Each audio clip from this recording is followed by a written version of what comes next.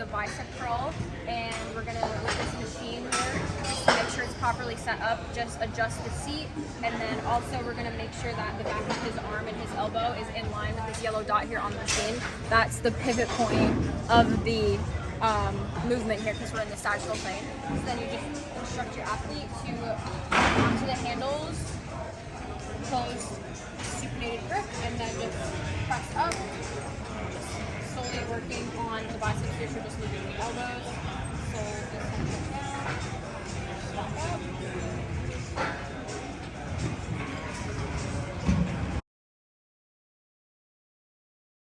Alright, so now we're going to do a seated row.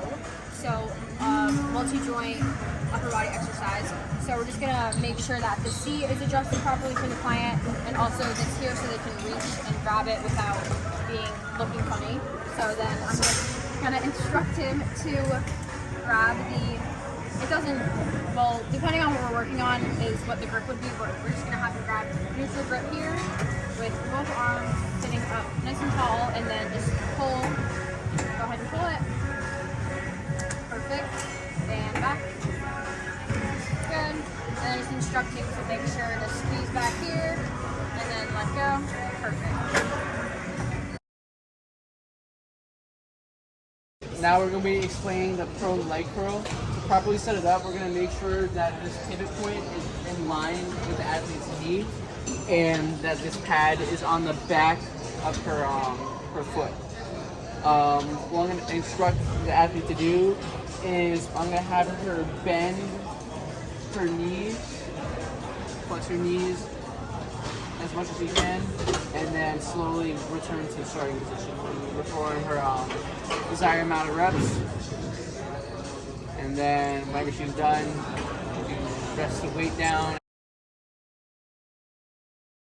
Okay, so we're going to be doing the hack squat now. What I'm going to have the client do is obviously get her feet planted right here and sit up on the platform, have her hands rested in neutral grip on the extensions, the little handles. Whenever she's ready, she's going to extend her hips and her knees and lock out by bringing the handles closer together. That's going to prevent it from hitting these clips on the way down in the down portion. So during the down portion of a hack squat, what she's going to do is flex her hips and knees so she gets to that end point, and she's going to extend her hips and knees back up. And that is how you do a hack squat. Right, so when it comes to safety techniques of a hack squat, what you have here is a little quarter, and you can raise it to where you reach typically the person's end range and bring it in and let it rest on the hook. So if they fail, they're going to have a little fail safe water itself. Alright, so we're going to be doing the abdominal crunch on a machine. What I'm going to have the client do is stay seated and rest his triceps on the pads as shown. He's going to have a neutral grip on each of those little handles, and keeping both feet on the platform or the floor, depending on your height. What you're going to do is just extend or flex forward until you reach the end position, and slowly come back and extend until you reach the bottom portion. That's how you do it.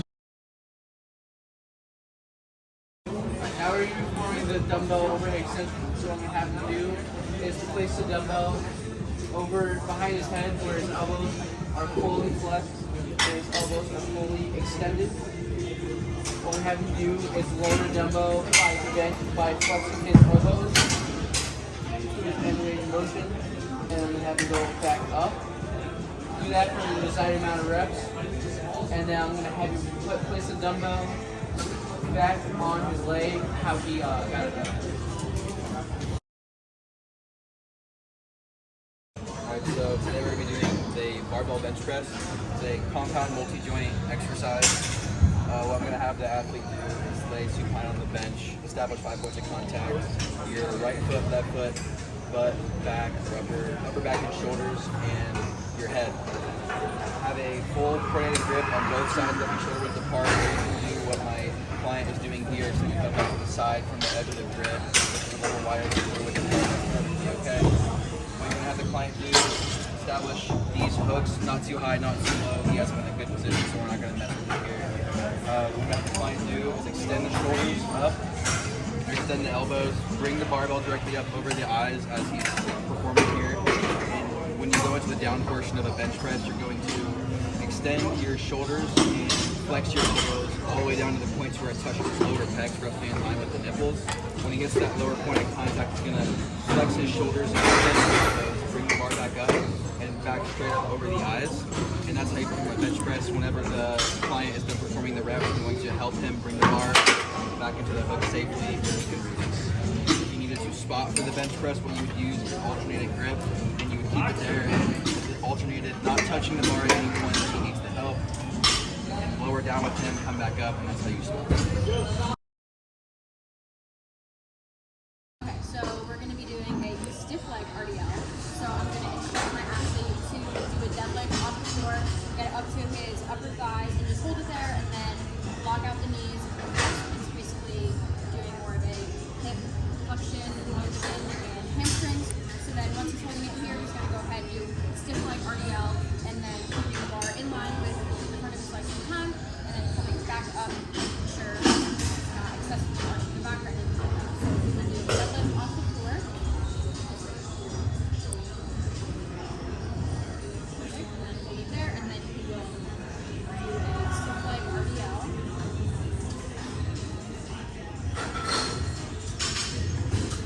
And then once he's done, he will lower it back down properly to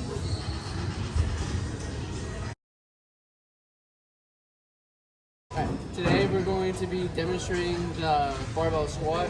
So what I'm going to have my athlete do is start off by gripping the barbell a little bit outside of shoulder width. We're going to be performing a high bar squat today, so that means he's going to be putting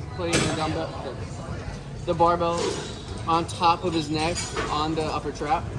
What I'm going to have him do is get under the bar and place it right where I explained.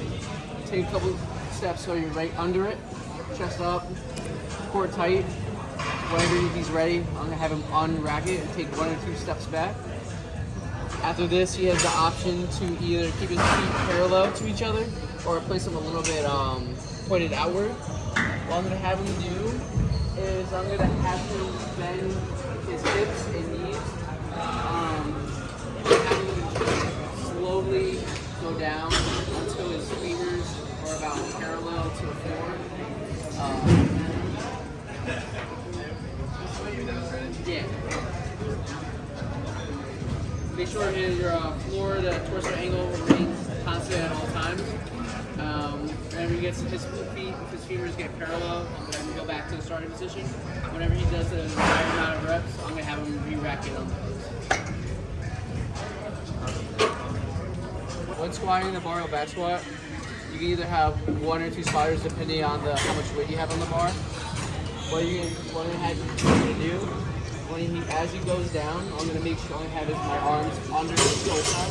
And as he descends, I'm going to be descending also, making sure that his chest is up, make sure he doesn't fall over. And as he ascends, I'm going to be rising with him also. And then whenever he's putting the bar back on the hooks, I'm going to help him re-rack.